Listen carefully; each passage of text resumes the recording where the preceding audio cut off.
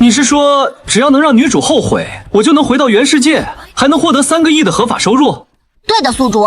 而且女主此时还不知道她自己得了渐冻症，只要你坚持不跟女主离婚，等她发病后，她那刚回国的白月光就会抛弃她。到时你再不离不弃照顾她，女主死前后悔值就能满格，你就能成功完成任务啦。你让我去照顾这个病娇大渣女，是想让我当大冤种吧？不好意思，门都没有，后悔值拉满是吧？老子有的是办法让她后悔。林天青，林天青，想什么呢？你考虑好了没有？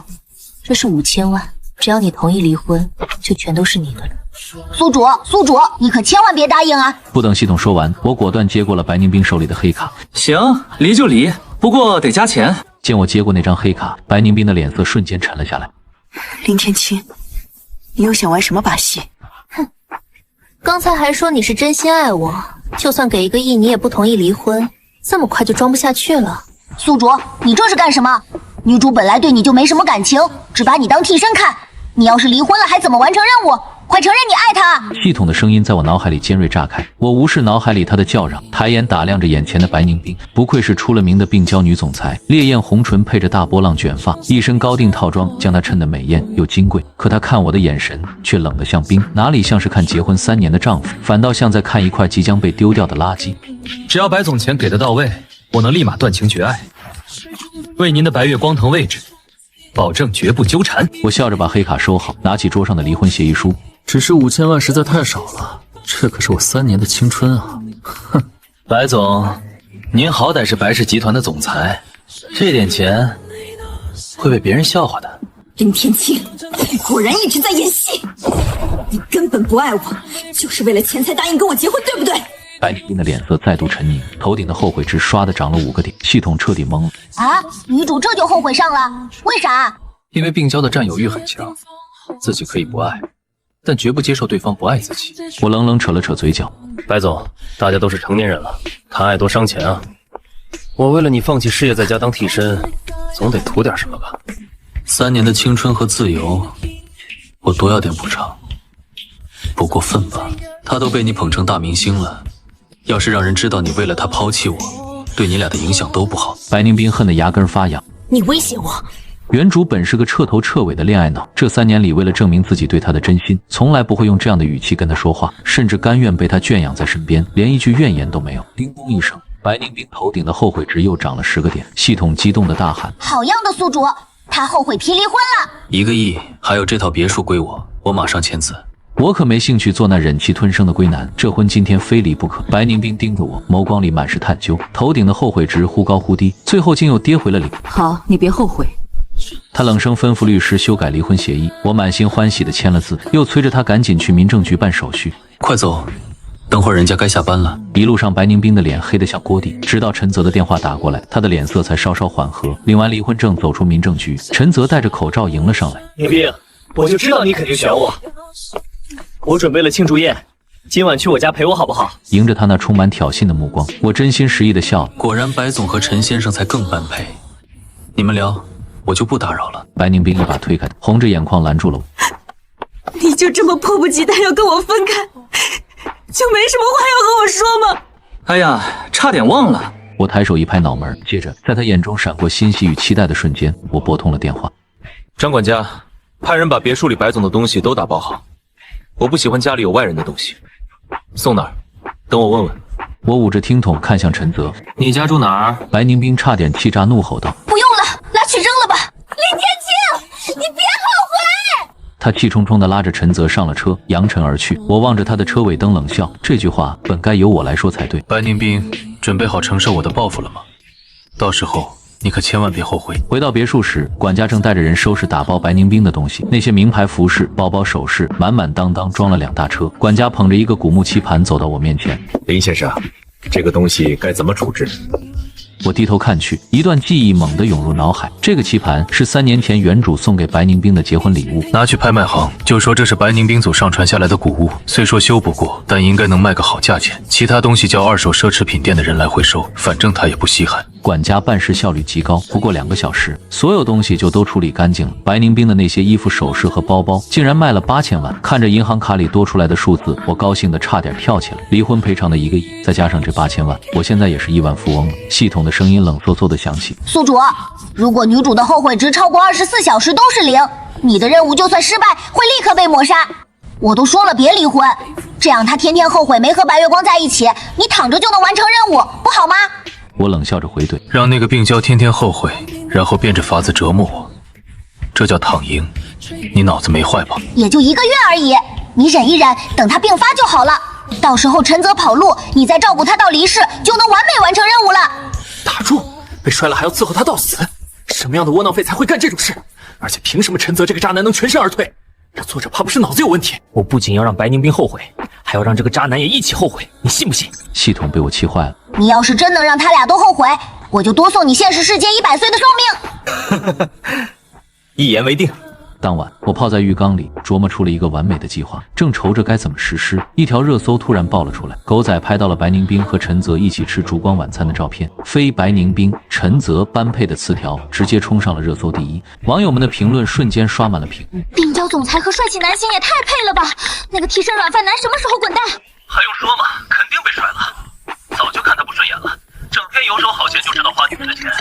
也有人提出质疑，应该只是老友聚餐吧，毕竟白总这3年来一直很在意那个软饭男，听说还给他打造了一座金笼子呢。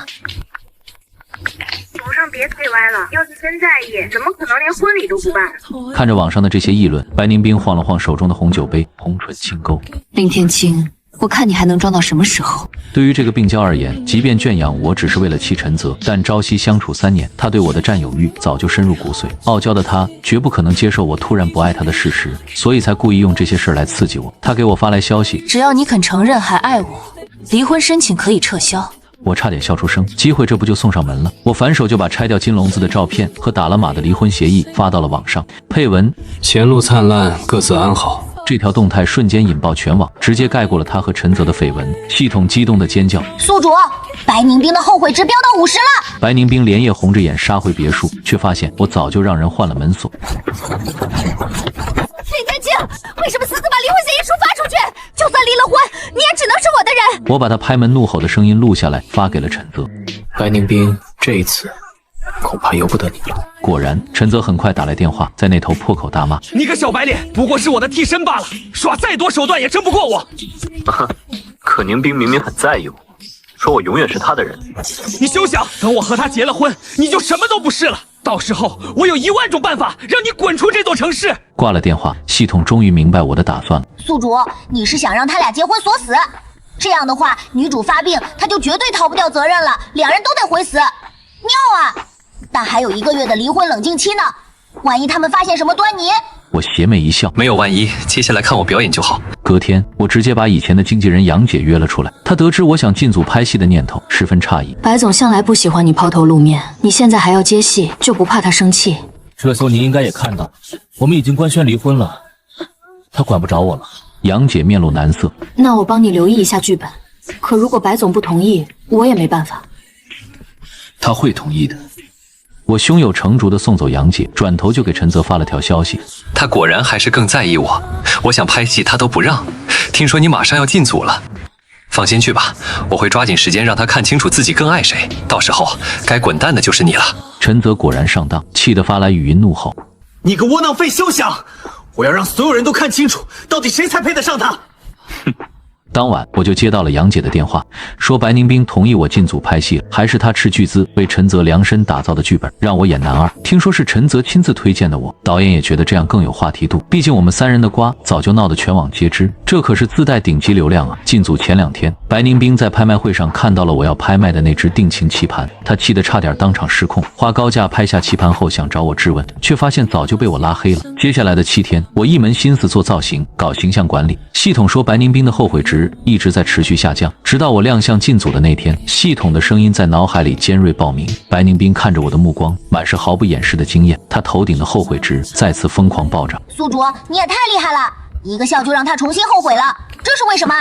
因为能打败白月光的，从来只有另一个白月光。我此刻的模样和3年前别无二致。白宁冰瞬间被勾起了回忆，想起了我们结婚前的那些时光，想起曾经的我眼里只有他，对他掏心掏肺，死心塌地。再看看现在的我，对他视若无睹，他怎么可能不后悔？察觉到白宁冰的目光，陈泽嫉妒的快要发疯，他凑到我耳边阴恻恻地说：“一个臭替代品也敢跟我争，我会让他彻底厌弃你。”真的假的？那你能不能快点儿？我还挺急的，毕竟离婚冷静期就剩20天。要是到时候白宁冰反悔不肯离婚，我之前的所有努力可就全白费了。你别得意，咱们走着瞧。陈泽以为我在故意挑衅他，气得后退几步，一头摔在了开工的蛋糕上。众人的惊呼声中，他看着沾满奶油的西装，红着眼眶说道：“林天青，我知道你一向不喜欢我，但工作和生活要分清楚，麻烦你专业一点，不要公报私仇好吗？”白宁冰的脸色立刻冷了下来，头顶的后悔值也掉了不少。别难过，我再重新送你一件。先拍戏吧。所有人都看出来白宁冰更偏爱陈泽，于是开始处处刁难我。吊威亚的时候，他们故意把我升到最高处，然后谎称设备故障，把我悬在烈日底下暴晒，钢丝勒得我头晕目眩。对戏的时候，陈泽仗着我没有演戏经验，故意搅局，害得我频频 NG， 还让人把这些片段剪下来发到网上。网友们再次对我口诛笔伐。这软饭男都被总裁抛弃了，还残着脸待在人家公司的剧组里，演技烂到家，还一点职业素养都没有，难怪只能做替身，被人厌弃。白宁冰心里开始对我产生愧疚，觉得是他圈养了我3年，才让我变成如今这副模样。他开始天天来剧组探班，生怕我受欺负，看我的眼神也变得越发复杂，头顶的后悔值蹭蹭往上涨。可我心里清楚，这不过是病娇的偏执和占有欲在作祟罢了。像他这样的人本就犯贱，越是对他爱答不理，他就越是上心。我必须再加一把火，彻底把他和陈泽锁死。于是我找人把片场里陈泽主动靠近白宁冰，他给他擦汗，他喂他吃东西的亲密画面全都匿名发到了网上。网友们瞬间沸腾，直呼太甜了，纷纷猜测两人是不是好事将近。白宁冰一开始还会出面反驳，可架不住陈泽接二连三的小动作，他会在直播间里不经意晒出情侣手表，收工后故意拉着他回自己家，甚至在保姆车里主动和他激吻。这些画面全被狗仔拍了下来发到网上， CP 粉们直呼磕到了，纷纷求两人赶紧官宣。就这样过了20天，舆论的热度越来越高，我和白宁冰的离婚冷静期也到了。系统告诉我，白宁冰的后悔值还有30点，这说明他还是不想跟我离婚。我心里一紧，连忙在领离婚证的前一晚继续刺激陈泽。我故意把白宁冰从黑名单里拉出来，发消息问他，如果我不想离婚，明天你会怎么办？他显得格外激动，立刻打来语音电话，我没有接，对话框很快显示对方正在输入中。那就不离，阿泽那边我会想办法，只要你能和他好好相处，其他的事情都交给我。我冷笑一声，直接把聊天记录截屏发给了陈泽。看到没，你的算盘要落空了。陈泽气得反复输入，最后只发来一句话：你等着，明天我绝对让他和你离婚，然后嫁给我。我悬着的心终于放了下来，笑出了声。第二天，民政局门口，就在白宁冰准备撤销离婚申请的时候，一大群扛着摄像机的媒体记者，还有捧着鲜花、举着灯牌的 CP 粉突然涌了进来。在白宁冰错愕的目光中，陈泽一身笔挺的西装，捧着玫瑰和钻戒，单膝跪地。宁冰，我们已经错过了20年，不要再继续错过了，好不好？嫁给我。我不等白宁冰回答，他又扭头看向我。林先生，感谢你过去3年对宁冰的照顾和陪伴。以后，我希望你能和他划清界限，毕竟你已经是过去式了。白宁冰想拉他起来，他却红了眼眶。宁冰，难道你真的更在乎他吗？如果是这样，拍完这部戏我就会离开，永远不再打扰你们。终究还是青梅竹马的白月光占了上风。白宁冰不忍心让他在众人面前丢脸，点了点头，答应了他的求婚。陈泽欢呼着起身，紧紧抱住了他。那你快和他领离婚证吧，宁冰，我要马上和你结婚。白宁冰面露犹豫，可架不住周围人的起哄，最终还是点了头。终于，我如愿拿到了离婚证，也亲眼看着他们在全网的见证下领了结婚证。我安排的网友在弹幕里发出质疑：不会是为了新电影炒作吧？我才不信！就是这结婚证看着跟假的似的，我要是总裁肯定不离婚，两个都收了不香吗？陈泽气得当场发微博官宣，晒出结婚证，艾特白宁冰。这是我失而复得的宿命，从今往后我会永远爱你。我也是。至此，全网都是祝福的声音，我彻底松了口气。这样一来，就算白宁冰的病发作，陈泽也绝无可能逃避责任。陈泽得意地凑到我耳边低笑：你永远争不过我！不错，希望你等会儿还能笑得出来。什么？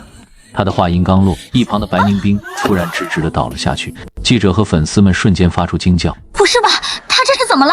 陈泽的脸色瞬间惨白，连忙冲过去想扶起他。不，你怎么了？你别吓我啊！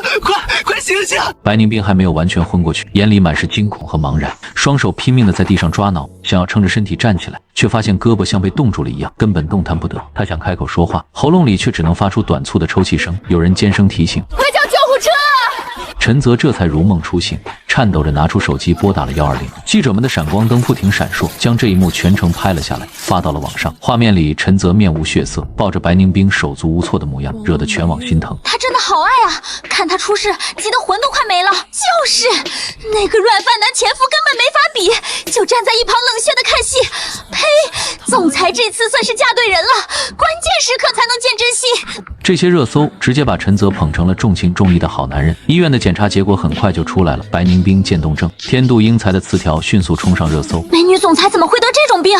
天哪，这病可是不可逆的。还好她现在有青梅竹马的真爱老公陪着，要是换成那个软饭男前夫，恐怕早就卷铺盖跑路了。就是幸好有哥哥陪着姐姐，这可抵万难。网友们纷纷冲进陈泽的社交账号评论区，给他加油打气。哥哥，你真有担当，传言嘛，我们这辈子粉盯你了，一定要和姐姐健健康康，白头偕老啊！我们永远陪着你们。医院的病房外，陈泽悔得差点把手机捏碎。林天青，你是不是早就知道什么？这一切都是你的计谋，对不对？他在电话那头愤怒咆哮，我在这边漫不经心地掏了掏耳朵。陈先生慎言，医生都说了，白宁冰半年没做体检，才让病症拖到发作。我难道还能未卜先知？你不是一直想把我踢开，和他结婚吗？怎么如愿以偿了，又开始后悔了？我笑出了声。陈泽，上午领证的时候，你笑得还挺得意的，怎么现在不笑了？生性不爱笑吗？你个贱人，少在这幸灾乐祸！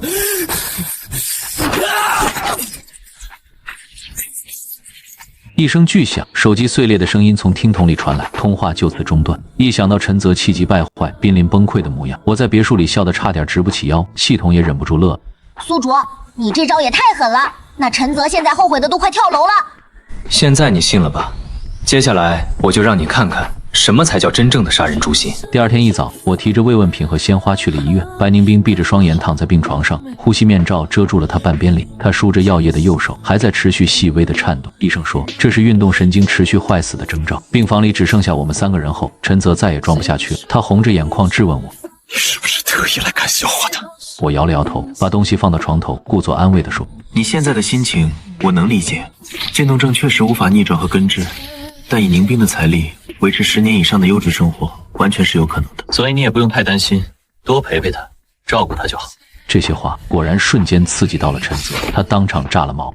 你少在这猫哭耗子假慈悲，你心里肯定乐开了花吧？庆幸自己跟他离了婚，让我摊上这么个废人，你还在这装什么装？我敏锐地察觉到白宁冰的眼皮轻轻动了动，系统的声音压低了传来。苏卓，他听得见咱们的话，后悔直动了。我立刻换上一副悲痛欲绝的模样，带着哭腔说道：你没知道我一直以来有多爱他，这段时间不过是为了面子，强撑着演戏罢了。就因为他更爱你，选择了你，我才会刻意逃避他，才会对你心存怨恨。可他既然选择嫁给你，我只希望他能过得好。几滴眼泪滴落在白宁冰的手背上，她的睫毛微微颤动。原文里也是这样。男配以为她昏睡不醒，说了很多嘲讽的话，白宁冰这才后知后觉，意识到男主对她的爱有多深，开始后悔当初没有选择他。我今天不好好演这一出，怎么能让他看清楚自己的白月光到底是人是鬼？你个贱人，说得倒好听，火没烧到你身上，你当然不觉得疼。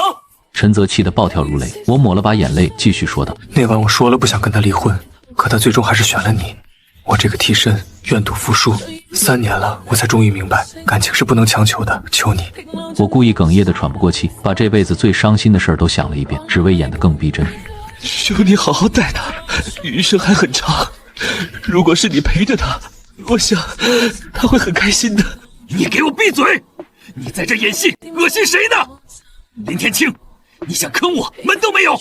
陈先生，求你别再说这种赌气的话了。宁冰现在是你的妻子，你当着所有人的面说会永远爱她，如果你做不到，那置她的颜面于何地？我娶她的时候，她还好好的，我可从没说过要照顾一个活死人一辈子。陈泽气呼呼地吼出这句话，我捂着心口，露出难以置信的神情。医生说了，他最多还能坚持10年，难道你连10年都等不了吗？他像被踩了尾巴的猫一样跳起来大骂！10年，你知道10年对我这样的演员意味着什么吗？这10年足够把我从舞台上彻底抹掉，我就会被忘掉、被淘汰。我要放弃自己的上升期，每天围着这么一个不能动、不能说话的活死人转，伺候他吃喝拉撒，我的事业、我的人生全都会毁了。早知道会这样，我当初就不回国了，非要跟你这个废物争这没用的位置。他悔得面目扭曲，紧紧抓着我的手说：“要不我和他离婚，成全你，我才不在乎国内这些脑残粉怎么说。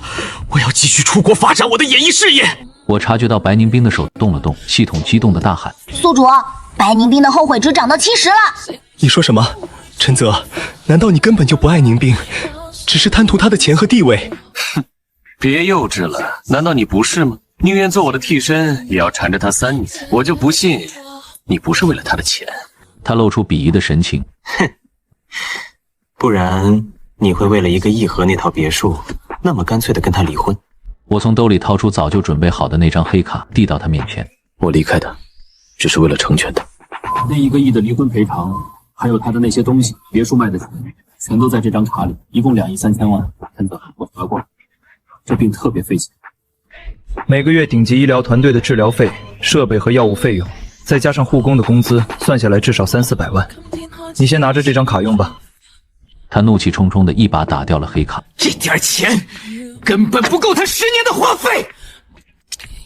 你知道他现在在白氏集团面临着什么吗？白氏的股票今早开盘直接跌停，股东们联名召开股东大会，要等他醒了，就让他签署授权书，把他名下几10亿的股份和资产全都割离托管，他的钱跟我一点关系都没有了。我依旧是那副难以置信的模样，这样他才能得到最公平、最好的治疗啊！难道你跟他结婚，真的只是为了他的钱？陈泽彻底撕下了伪装。我千里迢迢回国跟他结婚，总得图点什么吧？现在那个剧也停拍了，我没理由陪着他在这儿浪费我的青春。白宁冰的后悔值涨到了80。系统立刻播报，我一脸沉痛地握紧了白宁冰的手。早知道你是这样的人，当初我绝不会假装潇洒的放手，成全你们。陈泽笑，语气满是讥讽。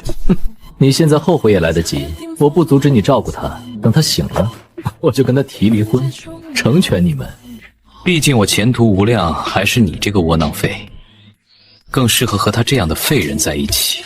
说完，不耐烦地推门走了出去。我坐在病床边，端起桌上的水杯，假装不小心把水洒在白宁冰脸上，实则是借着水滴假装眼泪。他的眼皮疯狂颤动，却终究没能睁开。对着陈泽，我还能硬撑着挤出眼泪，可对着他这副模样，我能强忍笑意，已经是极限。我开始对着他进行悲情告白，回忆起过去3年的点点滴滴，脑海里浮现出我穿书过来之前原主的记忆。陈泽回国的那天，白宁冰激动地扔下原主和一桌子的菜，就要去接人。原主拦住他，苦苦哀求：“不要去！如果你还爱我，求你不要去！”白宁冰却不耐烦地推开他，眼神冰冷：“摆正自己的位置，我爱的从来就不是你。”原主心灰意冷，放手看着他离开，然后一个人喝得酩酊大醉。宁冰，即使知道你一直透过我在看另一个人，我还是甘之如饴地陪在你身边。可这场梦总该醒了，我不想醒。原来原主就是因为这件事彻底心死，我才得以穿书过来。我赶紧顺着这份回忆继续编下去。你说要离婚的那天，我心里绝望极了，才会跟你提各种条件，想刺激你。其实钱对我来说根本不重要，我只是想为自己挣点可怜的尊严和体面。你明知道在一起3年，我从来不会主动花你的钱，你送我的那些东西，我也都舍不得用。我拉着他的手，假装哽咽，干打雷不下雨。我要那套别墅，也只是因为那里充满了我们的回忆。我不想让陈泽住进去，我想守着那座房子，就像守着还在我身边的你。我差点被自己的话恶心的编不下去，身后突然响起陈泽冷冽的声音：“我说呢，你以前一直不愿意离婚，怎么突然就松口了？原来还是欲擒故纵的把戏啊，林天青。当初你怎么不直接多跟他要点钱？这样说不定我就不用和他结婚了。”我差点被他的无耻逗笑。察觉到白宁冰的手又开始颤动，我不动声色地把他的手放回被子里。原文里写过，陈泽当年突然跑去国外，是因为白宁冰父亲的公司出了问题，白老爷子突发心梗住院，陈泽卷走了公司的钱，连夜逃到了国外。后来白宁冰四处求人，和合作方联手力挽狂澜，才保住了公司。可白老爷子还是没能救回来。白宁冰也正是因为这一腔不甘和恨意，才变成了如今偏执又病娇的模样。他恨极了陈泽的不告而别，追到国外去找他。可陈泽的演技实在太好，他抱着白宁冰痛哭流涕，说当年自己也是身不由己，还把所有的错都推到死去的白老爷子身上，说是老爷子阻挠他们在一起，给了他一大笔钱，逼着他离开的。白宁冰听完立刻就原谅了他，让他跟自己回国。可陈泽却害怕这个病娇会趁机折磨他，于是哭着说：宁冰，我曾对着我爸妈的灵位发过誓，永远不会再和你有任何纠缠，你忘了我吧。也正是因为这样，白宁冰后来才会看上和他长得相似的原主，把原主当成替身，说白了不过是他爱而不得的工具人罢了。后来他的生意越做越大，陈泽自然不甘心让一个替身占了这么好的位置。陈泽，回国破坏我们的离婚，本就是你的计划，不是吗？还是说你回来不仅仅是为了宁冰，而是因为你和国外的白富美女又闹掰了？我根据系统的剧透问出了这句话，果然陈泽的脸色瞬间变了。你怎么知道？当年他卷钱跑到国外后，没挥霍多久就被人坑进地下赌场，输了个精光。那时候他欠了一屁股赌债，差点被人剁掉2只手。正巧因为他长得还算不错，被赌场大佬的千金看上了。两人在一起后，大佬千金斥巨资请人教他学表演，让他成功出道。在国外，像他这样的东方面恐男演员本就稀少，陈泽很快就飘了。他觉得大佬千金的身份上不了台面，这才想到重新勾搭身家清白、家世优渥的白宁冰。为了回国，他差点被赌场的人追杀。白宁冰花钱帮他摆平这些事的时候，也曾问过原因，却被他用业内纠纷糊弄了过去。原文里，他后来抛弃了生病的白宁冰，又回去找大佬千金认错，两人还和好了。只能说外国人的心思实在太单纯，他说什么就信什么。你别管我是怎么知道的，我只是为了宁冰未来的幸福着想。既然你选择了宁冰，我希望你能一心一意，别再三心二意。他的未来只有你了，陈泽，不要让他失望。陈泽笑了笑，我有个想法，不知道你愿不愿意。他提议这段时间他会配合演戏，平息网上的舆论和热搜，等时机成熟，他就和白宁冰提离婚，然后直接回国外。我被他的厚颜无耻惊呆了。什么意思？陈泽假惺惺地叹了口气，我这是为了你们好，经过这些日子我才发现，我最爱的人是柳如烟，而不是白宁冰。你这么爱他，他又正好缺一个真心爱他的人照顾，这样一来三全其美不好吗？我敏锐地察觉到白宁冰盖着的被子开始疯狂抖动，系统说他的后悔值忽高忽低，看样子快要抓狂了。我赶紧趁热打铁，那宁冰他要是不同意怎么办？放心吧，只要他发现只有你是真心爱他，把他当成宝贝，他一定会同意的。陈泽一副胸有成竹的样子，似乎已经有了计划。我假装依依不舍地和他道别，然后悄悄跟在后面，想看看他到底想做什么。果然，我走后没多久，陈泽就开始了他的表演。他特地请来了一大批记者，围在病床前拍摄，自己则趴在病床边，紧紧握着白宁冰的手，泪如雨下。宁冰，老天对你实在太不公了，你放心，我会一直陪着你，永远不会离开你。白宁冰的眉头紧紧皱着，似乎想把手抽回来，却无能为力。我躲在人群里看得一清二楚，他的眼角沁出了几滴眼泪。记者们连忙抓拍，纷纷感叹这真是可歌可泣的爱情。只有我差点笑出声，这几滴眼泪怕是白宁冰被气出来的。他本就是个偏执又高冷的病娇，听到自己爱的人说出这些话，恐怕恨得当场就想撕了他。可惜他的身体已经不允许他这么做了。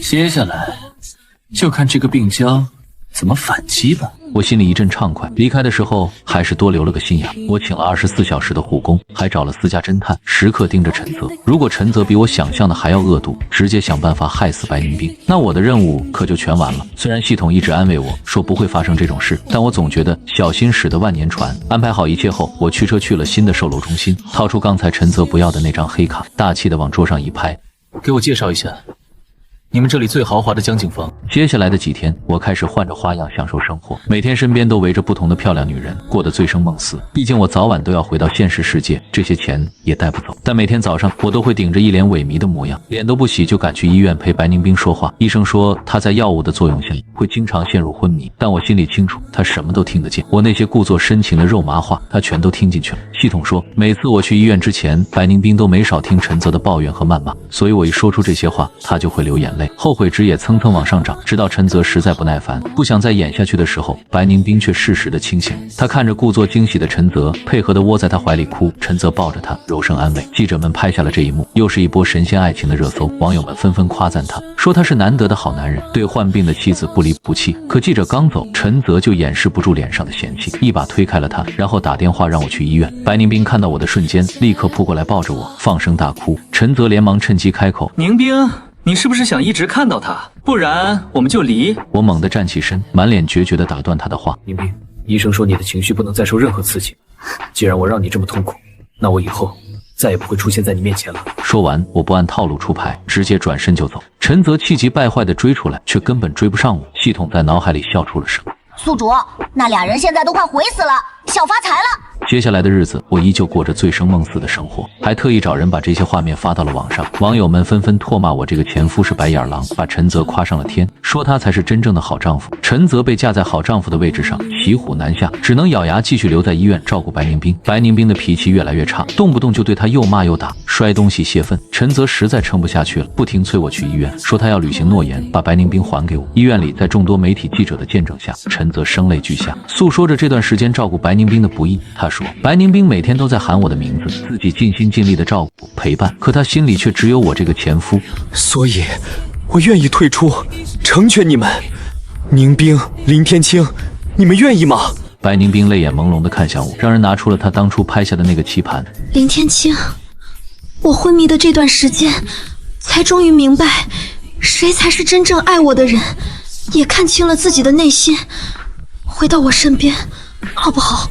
他和陈泽都笃定我一定会激动地答应，却没想到我面露痛苦，缓缓摇了摇头，拒绝了他。宁冰，有些东西碎了，就再也拼不回来了。就像这个棋盘，你还记得当初我送它给你的时候，你说过什么吗？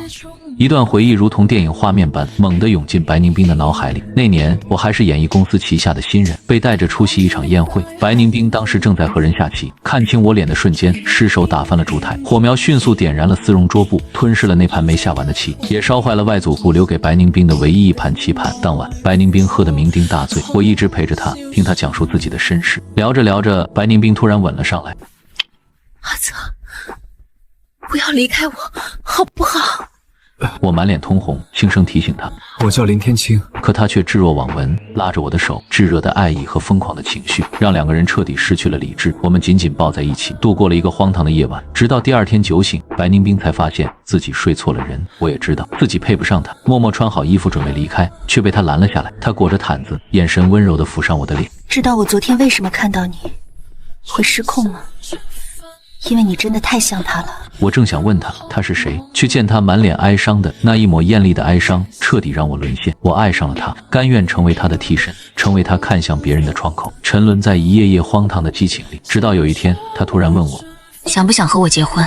不等我回答，他又自顾自地嗤笑一声。算了，你肯定和他一样，不愿意为了我放弃自己的梦想。我想证明给他看，我和别人不一样。所以当听到那档荒野求生节目的拍摄地点在云岭瘴气林时，我立刻签了合约。为了找到一块能修补棋盘的老紫檀木，我攀登险峰，差点在瘴气林里丢了性命。身为节目赞助方的白宁冰亲自带队找到我的时候，我正发着高烧，死死抱着那块紫檀木，喃喃道：宁冰，我找到了修补棋盘的原料。也是在那天，白宁冰决定和我结婚。他说，林天清留在我身边一辈子，好不好？我毫不犹豫地答应了他的所有条件，不办婚礼，不摆喜宴，婚后再也不踏足演艺圈。可我换来的却是3年后，他为了白月光，毫不犹豫地抛弃我。宁冰，我是爱你的，但我不能再和你在一起了，因为这样对我们都不公平。